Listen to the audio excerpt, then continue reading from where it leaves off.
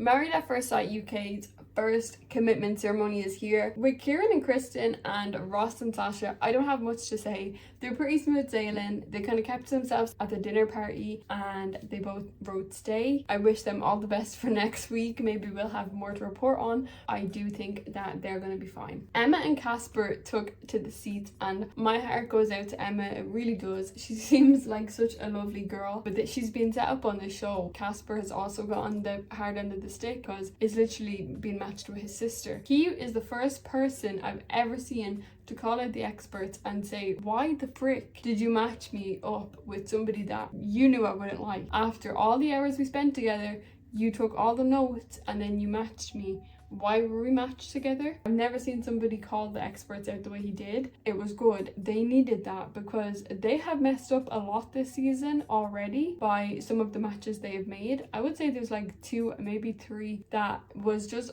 shouldn't have happened.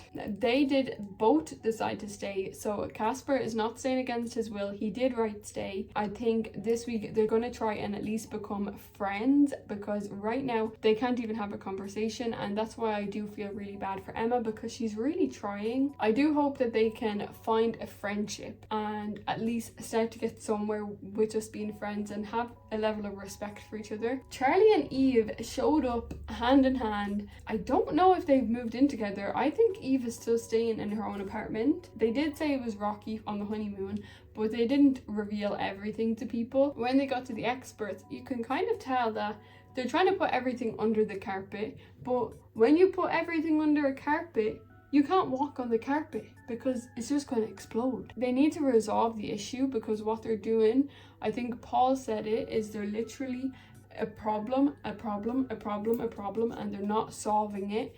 They're just piling it on top of each other and it's not going to work. Eve is very emotional at the moment. She can't seem to get through to Charlie. I honestly just don't see how it's going to work.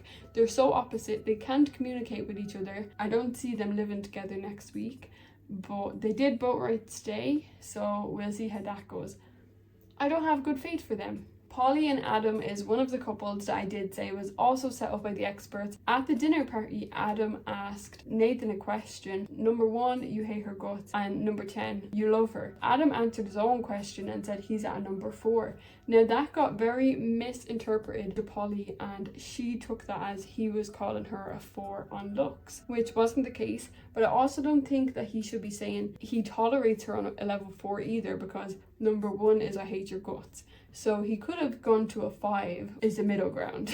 And there was a bit of a blow up about that. Polly is clearly hurt by Adam. I don't think anybody should be coming on this show with a list of what they need from a person. But I also think if a person comes on this show with a very specific type, number 1, the experts shouldn't be putting them on the show unless they're pairing them with somebody that's their actual type. We heard Adam say a few times in the dinner party and the commitment ceremony he wants perfection and that he doesn't believe anybody's perfect, but somebody will be perfect for him. He worded it pretty well, but the experts took it as in he just wants perfection. Nobody is perfect, but as he explained, there's somebody that would be perfect for him. I do get pretty angry at the experts when they screw up and then they get angry at the contestants. You did this. You made this mess. Is completely opposite of his type, which is nothing on Polly, she's a beautiful girl, but everything on the experts, because what?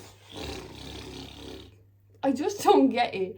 I don't get it. I feel like they have a lot to answer for the couples that they've put together this season. Adam does keep saying she has everything else I want, every tick box that I have, she's got it, just except for her look. If she's absolutely everything you've wanted, except for the way she looks, then what are you going to do with that information? Because right now you're just hurting her. Holly and Alex actually came back from the honeymoon pretty well. They had one argument on the honeymoon, but that was it then. They made up and they were fine. I thought they were actually becoming a very strong couple until the girls needed to tell her that Alex said at the stags that if he doesn't like his wife, he wouldn't be against wife swapping. It was a wild comment to make, but he didn't even know Holly existed. So I can understand why she would be upset. He doesn't know you exist. He's not speaking about you directly, but now you're taking it personal. And in my opinion, honestly, I feel like Holly just wanted to react with her friend. Her friend Polly was angry, so she wanted to be angry. It was all overly dramatic for no reason. I think she knows her man. He clearly would have respected if she came to him privately, but she did act differently in public in front of other people, and I don't think any man likes that. And then again, we see when they tried to resolve it together, she started crying. I think she has a lot of emotion there that she's not healed from a previous relationship that is not going to benefit her in this one. During the commitment ceremony, Alex did write leave.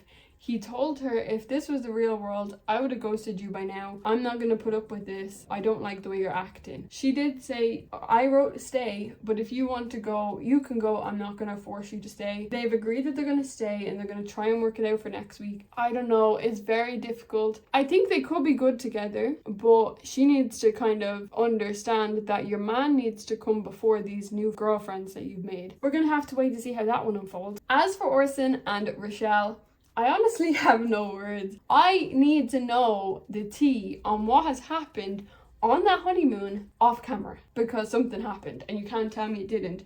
She didn't show up to the dinner party. She didn't show up to the apartments. She completely ghosted Orson and then turned up at the commitment ceremony. And they didn't really say much except for that it was all too much for her. We did kind of see Mel almost go at her a bit, because she was like, this is all going to be on camera, and if you're not comfortable with it, this is not going to work and you can leave.